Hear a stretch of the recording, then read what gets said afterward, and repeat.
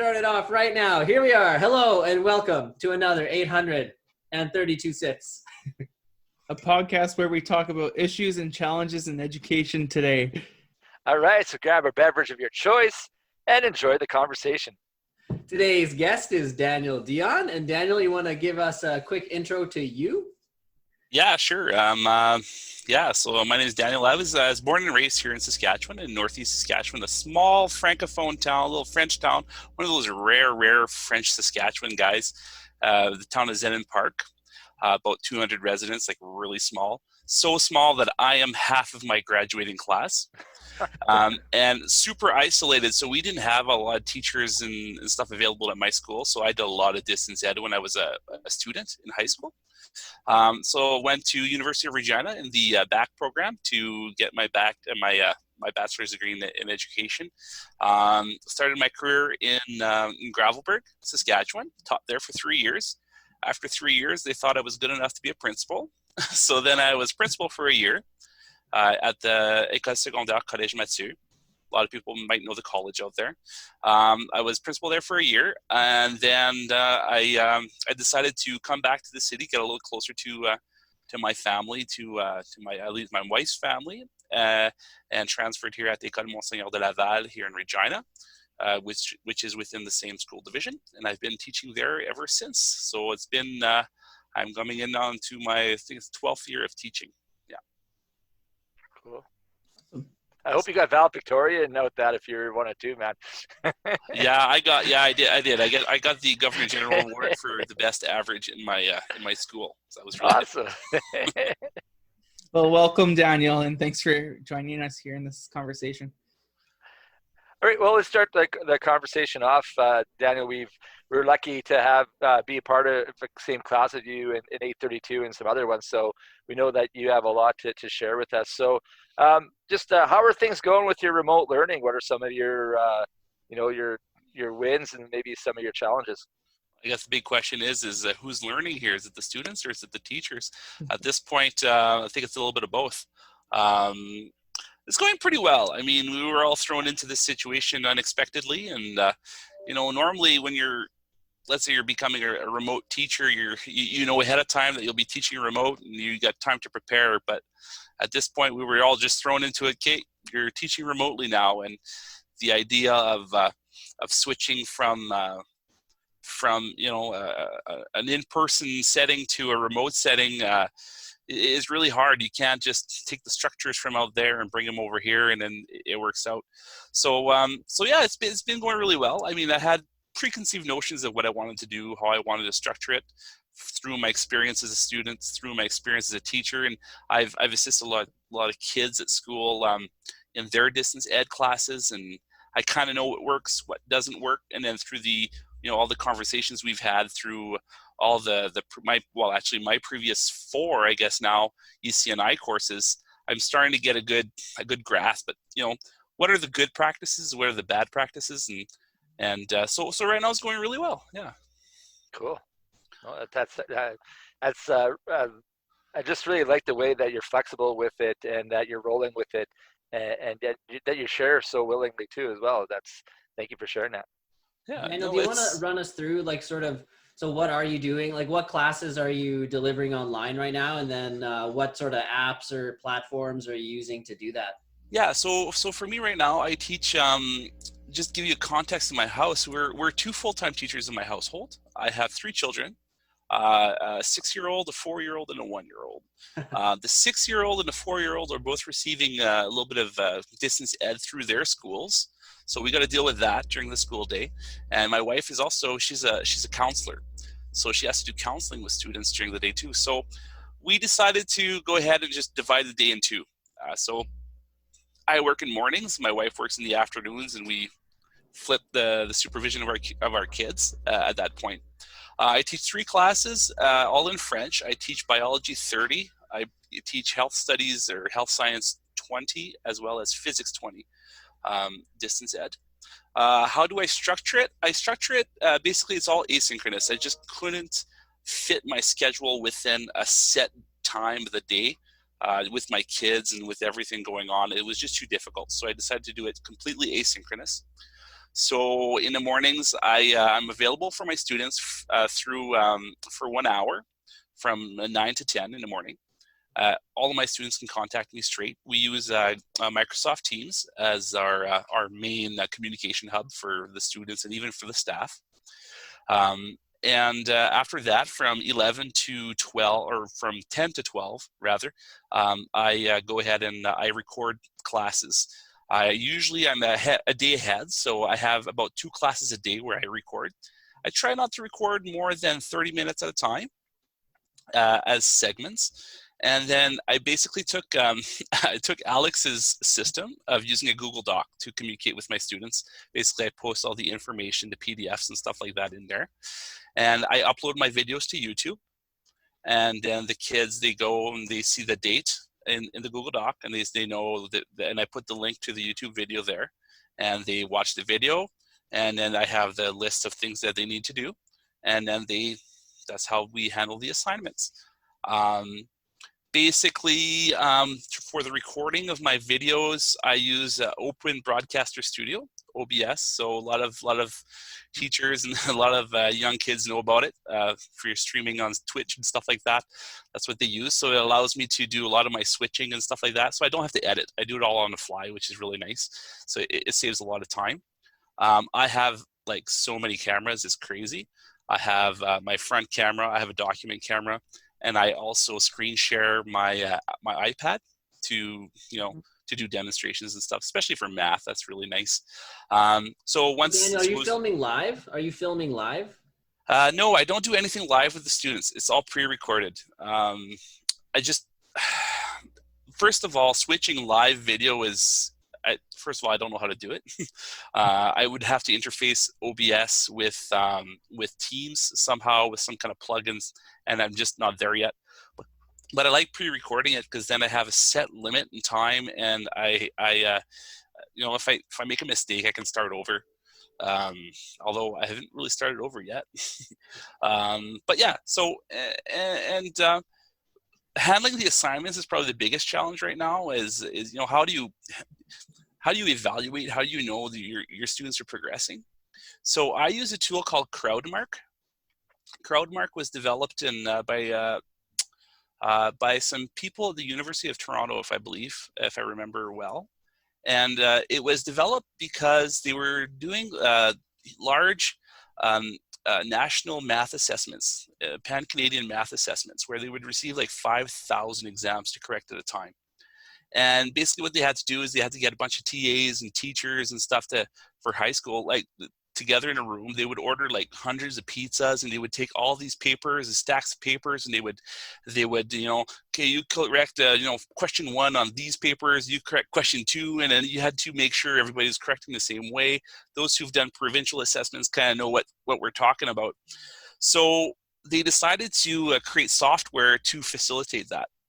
So the idea with that is like when you're in a school context, you create your assessment however you create it through Word or whatnot on paper. And like this is more of a traditional assessment, not like a blog or a vlog or anything. But what you do is you create it, and then it puts a little a QR code in the corner. And then when you scan it, you get to associate which booklet is associated to which student. And what's really nice is that once you got it all scanned, you're only handling the paper electronically, which is really, really quick and efficient. And then what you can do is you can highlight which piece of the paper corresponds to which question. So basically I can correct one question at a time. I don't even know which student the paper belongs to. I just go one question at a time, and you do the assessment. It calculates everything automatically. You can have standardized comments. So I can just slide my comments in there one after the other. So, when you're correcting, you're writing the same thing over and over when you're doing it on paper. Here, it's all automated. It's really, really fast.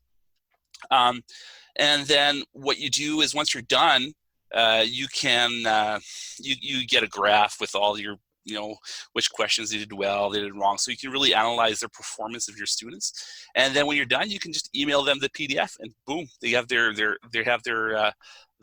feedback right away. And then you can communicate with them. So it works really, really well. I really like it. there's another way of doing it where you can assign homework through the portal. So they receive the assignments, and what they do is they do their work. They can either scan it or they can take a picture of their work, and then they just upload the picture to Crowdmark, and I can do the same process by myself. So that's how I do most of my assessments. I do a little bit through Teams. Teams has the homework part. I don't really like it. The reason I can't annotate the documents. I can't. They send you one document, and you basically have to write the comments. Whereas I can't like circle something or put an arrow. Especially in science, sometimes there's a lot of visual that you have to convey. And Crowdmark works really well. You can actually you can draw and stuff. So with an iPad and a pencil, it works fantastic. So that's my main tool I use for assessment. I've yet to venture into the more non-traditional assessments, vlogging, blogging, discussions, and stuff like that. But that's definitely the next step I'm looking forward to trying. So that's a little bit how I'm structured.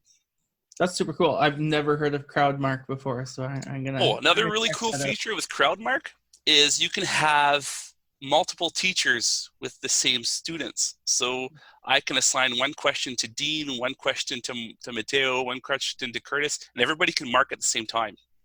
So it's really nice.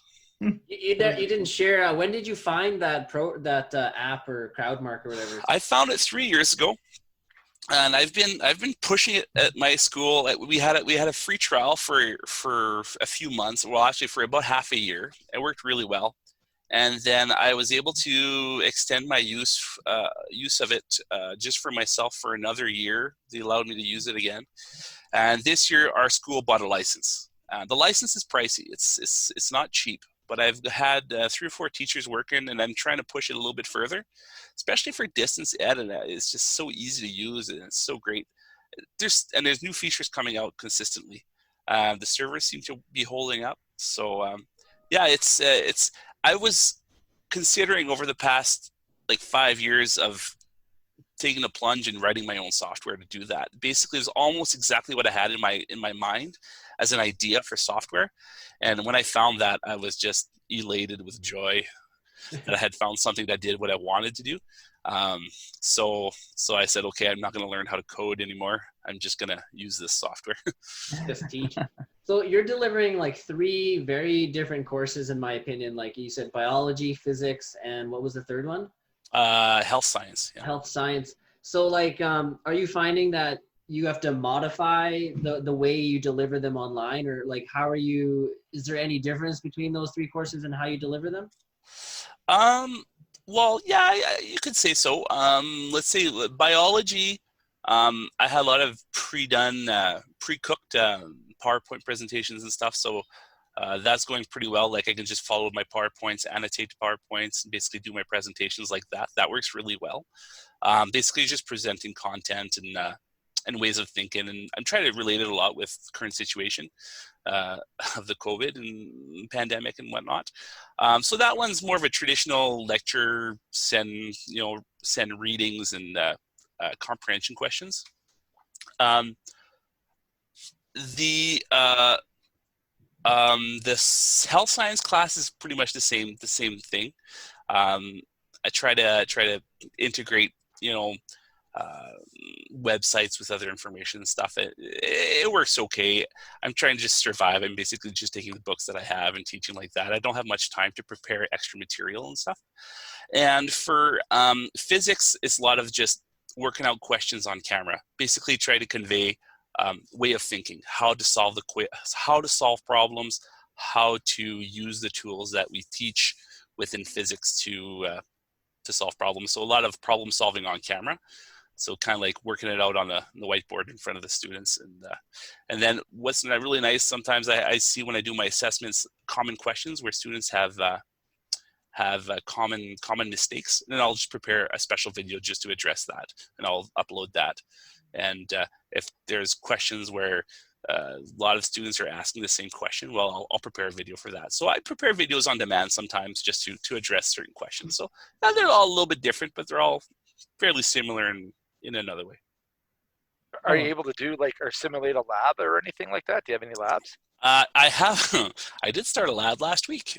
We did an osmosis lab. So basically, I'm trying to do a really simple lab with things where kids can do it at home with simple materials. So we were like simulating osmosis. So told the kids to take an egg and dump it in vinegar to take the shell out. And I told them to put the egg in some sugar water, and the egg is just shrinking up. So stuff like that, and send me your hypothesis. What do you think is going to happen? So I'm going to try to do a little bit more labs, but at this point, only when I see the opportunity comes. I mean, if I were to teach, I were teaching this as a full-blown class with, from the beginning of the year, and knowing that I was teaching this and this was the real assessment with no, with no cushion that the kids know that they're going to pass the class, I would of course introduce way more labs and stuff like that. But right now it's just survival mode and try to convey the most important stuff, and which is nice because you don't have the pressure as a teacher. You can pretty much do what you want, and if you fail, there's no real big repercussions. And for the students, it's the same. They can try, they can take risks, and they don't have to worry about failing because you have that mark from the 13th of March that they can count on. So it's really a nice context to experiment. So that's really nice. Yeah, it's interesting that you said that. Like, we can experiment now because everybody passes or whatever, or they already know what their grade is. So we were chatting before the show about like student engagement and stuff like that. Do you have a way of monitoring your students, like whether they're seeing your videos, and like what proportion of them are actually engaging with the online material? Yeah, well, YouTube analytics, so I can see how many views my videos have, which is really interesting. I have way more views than students, so that's good.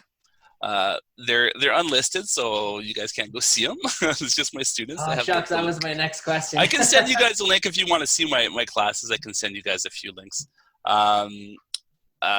So Make sure we can translate though, eh? Yeah, sure. Go ahead. You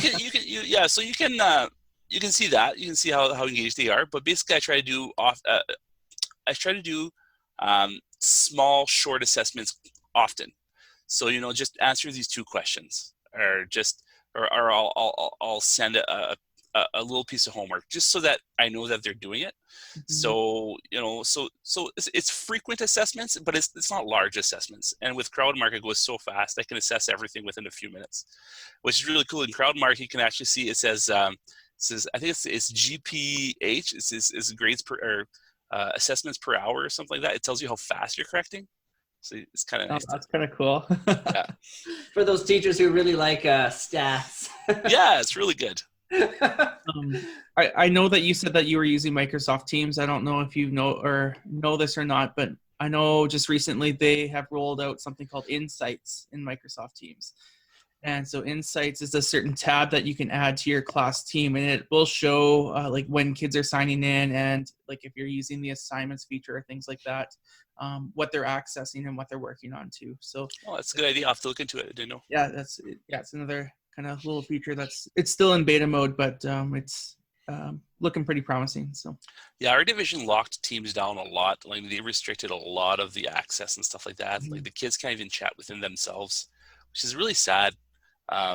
They were really scared after the whole Zoom bombing thing came out, and we initially used Zoom for our first meeting with our students, and then they put the kibosh on that, and they told us to go to Teams.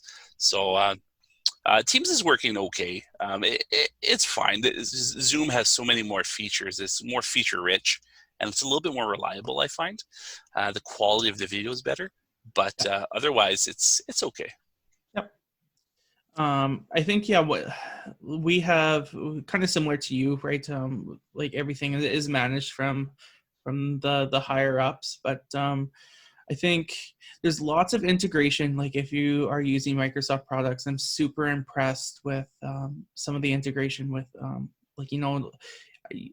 we are using Stream quite a bit now. So Stream is like the in-house version of YouTube, but like you can integrate forms right within your videos to make them interactive and things like that too. So I know the amount of stuff that I have learned just kind of having the time to explore and wanting to send this up to teachers really makes me wish I was teaching in some of this remote learning stuff right now. So Yeah, we have a lot of teachers in our division who are and that just don't have that that ability and the technical knowledge to do screencasting and stuff like that.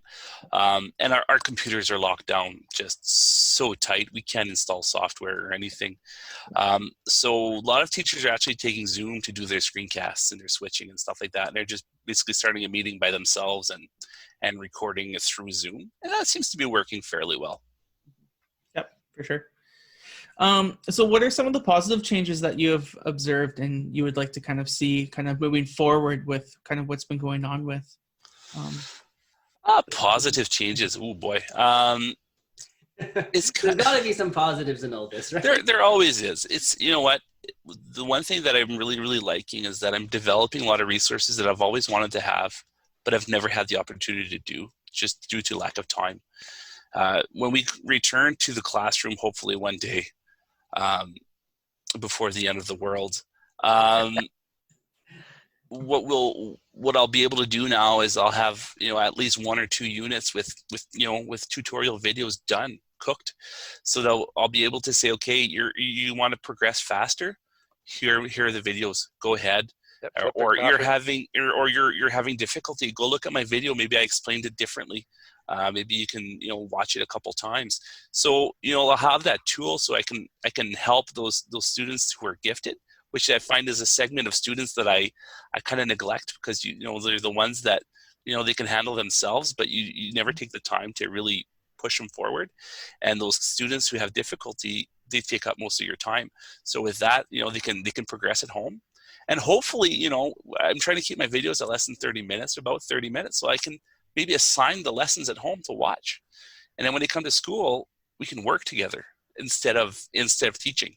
We can just say, okay, we're going to work on these assignments, or we're going to work on labs. We're going to work on real stuff, tangible stuff, so that teaching gets out of the way, which is kind of nice, that lecturing and stuff. So you're almost talking about like a blended learning. Flipped classroom. Yeah, flipped classroom, blended learning. Yeah. That's what I'm hoping this will end into, and maybe it's being a hybrid, because I think you hit the nail right on the head. If a kid can just get what they need from you and go home and do some stuff and then come back and you coach and mentor them rather than just give out content that's already done, you can get more rich learning opportunities for all your students, high end, low end, and everywhere in between, if you had more time to develop your relationships and find out where their wheelhouse is. So I love what you're saying. Yeah, absolutely. Yeah, that's one really good thing. And another good thing is we're finally we had to take the deep dive and getting our kids using this technology and other teachers using this technology. And no more baby steps. No, yeah, exactly. And we're using Teams now as a team.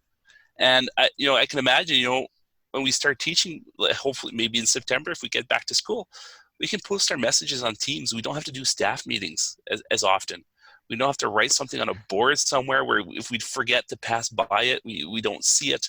And we can create sub teams within the teacher staff, and we can say, okay, you guys are working on this yearbook here, and you guys are doing that. We can communicate way more effectively, and it's really forced us to use those tools because we have no choice, and it's really nice. And there's some teachers who are having a lot of difficulty right now. It's really hard. But others are thriving, and it is a good opportunity. Yeah. Well, there's lots of silver linings for sure. I love what you're saying.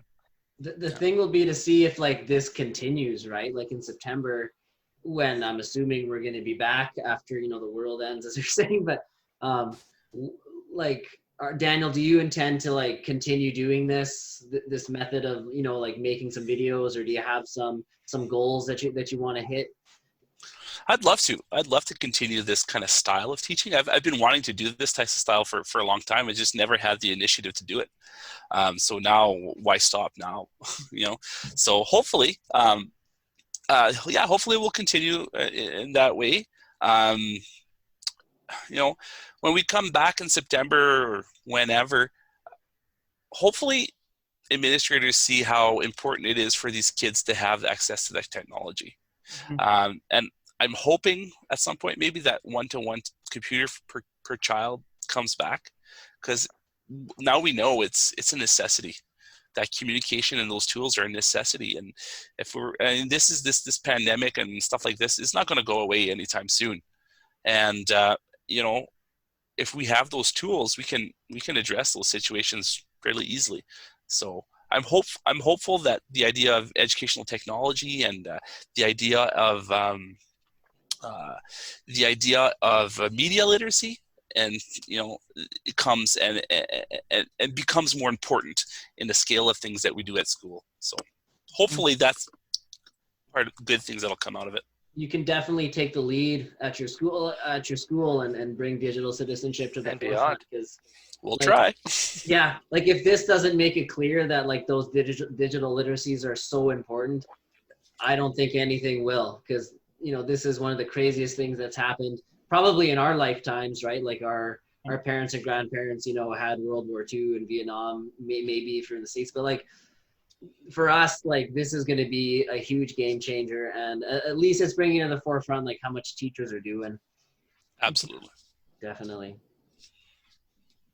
Because it'd be interesting. Like, I think when we go back, I think it's going to be like day 1, day 2, and you flip flop. Because I don't know if they'll be wearing the hats like you see some of those videos with the 1 meter little wings coming off.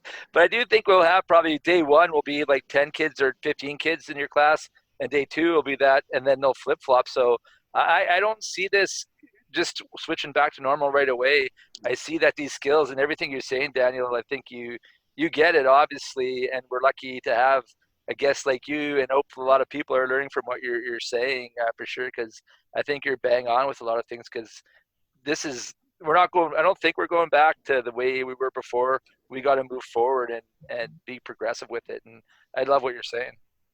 Sure. Well, unless there's Daniel, is there any like last comments you'd like to leave our audience of 3, maybe hopefully more, but is there anything you'd like us to have a few sips over and contemplate?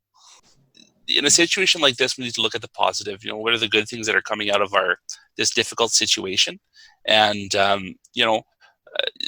there's always these little nuggets, these little tidbits that we can find, that we can really grasp and exploit in the future. And I think those are the things that are important. And to not really be scared of taking risks. I've always been really conservative as a teacher. Conservative in the sense that I don't want to try new things. I want to stay with the stuff that I know, and taking those risks is really, really scary for me. And this is a context where you can take as many risks as you want. Take those risks. Go ahead. What's going to happen? This year, especially in Saskatchewan, we're going to have 100% graduation rates. It's going to be fantastic. We're solved. We got no more need to change anything in education. So, take those risks. This is the chance. This is a chance we have to try new things and to to work together to develop new things. This is a great time to develop new resources, and we need to stop working in our own little classrooms, in our own little islands. And this whole situation has created a context where we have to work together, because we're so isolated now physically, and that teamwork between everybody is a nice opportunity to find what really works in certain places and what really doesn't work in others. So I look forward to hearing at some point what works in your classrooms, and like that we can build something good. And we're right at the beginning. We're at the stage right now. I think we're at the stage when film started. When we started taking films, we were at that transition of going to the theater to watch a play, to going to the theater to watch a film. And at this point, we're at the step where we're taking a camera and we're pointing it at a stage, and we're calling that a film. We're at that step where we're not using the camera and moving it around, and we're getting out of the theater to take movies of the world. We're at that initial stage, and where we're going to be in the next 5 years, 10 years, if this can keep up, this wave of energy, it'll be interesting to see. Thank God for the internet. If this would have happened 25 years ago, or 20 years ago even, or 15 years ago, I don't know what we would have done.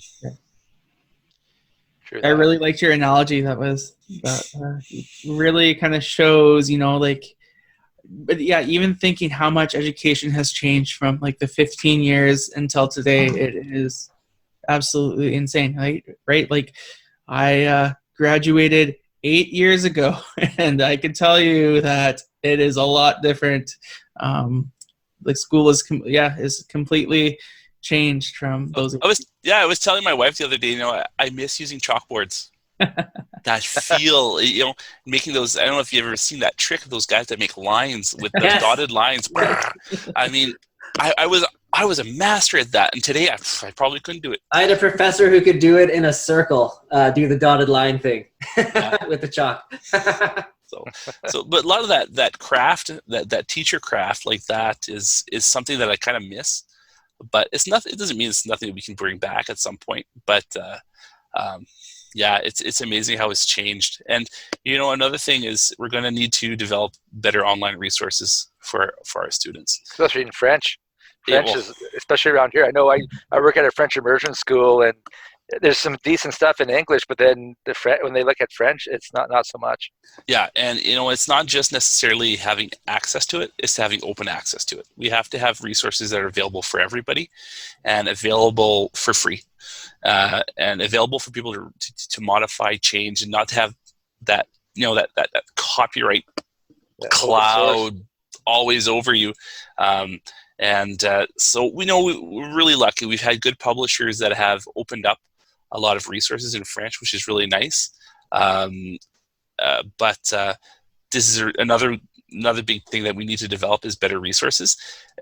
The idea of going on the internet and picking and choosing and building resources is so time consuming.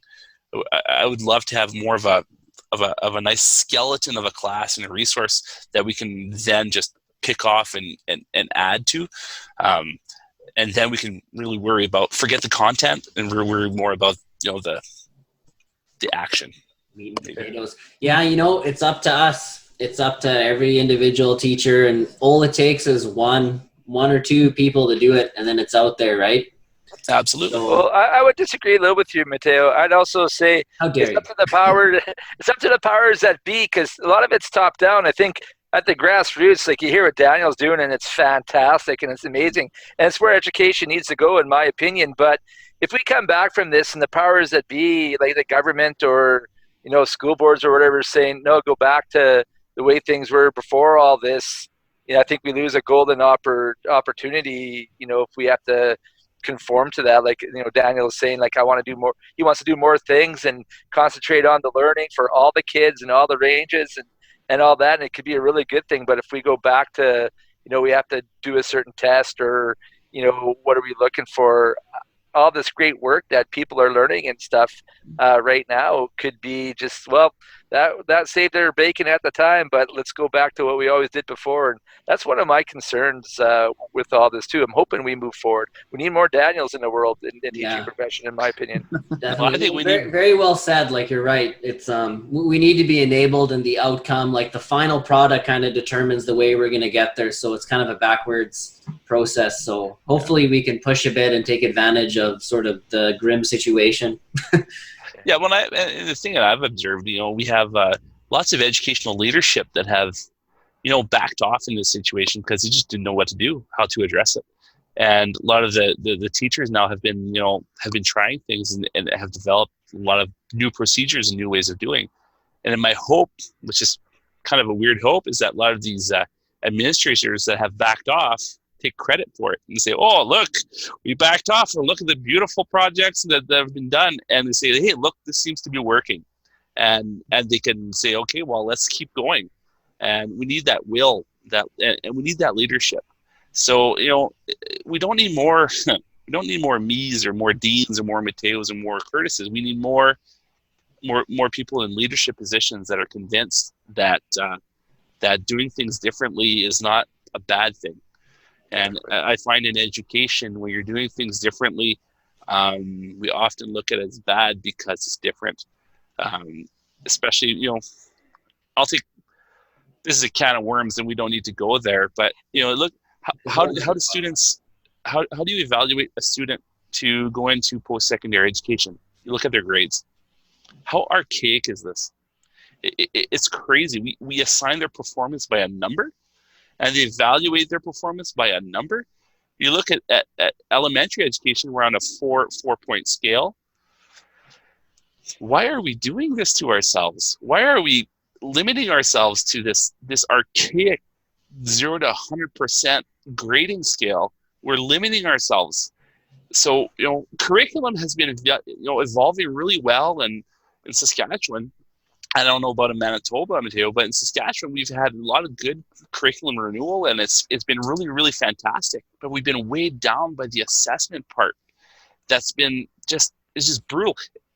Provincial examinations, departmental examinations that are worth 40% of a student's final mark. Why are we doing this to our students? So to me, that's where the leadership needs to say, hey, we need to give more power to the teachers. Let them do what they do best. And I think this is a good dry run on that. Well, I would go full circle with what we talked about at the beginning. Are kids engaged? A lot of kids right now probably aren't engaged because they know they got a mark. And it's not about the learning. It was about the mark. So like, hey, I passed or I got whatever. And kids know how to play school. So, we're not doing the kids any favors. You can even look at this as an example. Like if a kid got a 50, they're pieced out. They're not ready for, this type of thing where they're self-directed learning, where they're engaged in their own learning, where they're lifelong learners. Like, I think this shows that the system's kind of failing students as it is. And when they get opportunities, they should be running with it and saying, hey, this is making me a better person. And this is allowing me to hopefully help society out, rather than, like you said, am I getting a 50 on this? Am I getting a 70? Tell me what I need to know. I'll give it back to you on a piece of paper. And that makes me smart. I really like what you're saying, Daniel. That's something that it goes right back to, like I say, full circle. Where's the engagement for every student? All right, Daniel, thank you for joining us today and being a part of today's conversation. Perfect. Well, thanks for having me. You betcha. You have been listening to 832 Sips, the podcast. I'm Curtis Barassa. I'm Dean Vetterman. And I'm Mateo DeMuro. Until next time. Cheers. Thanks, Daniel. You bet.